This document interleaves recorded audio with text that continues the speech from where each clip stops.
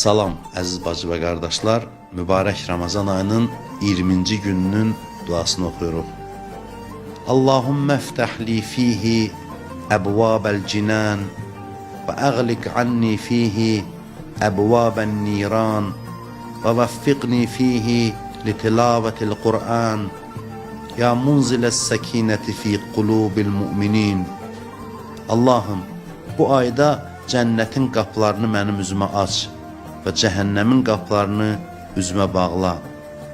Məni bu ayda Quran oxumağa müvəffəq et.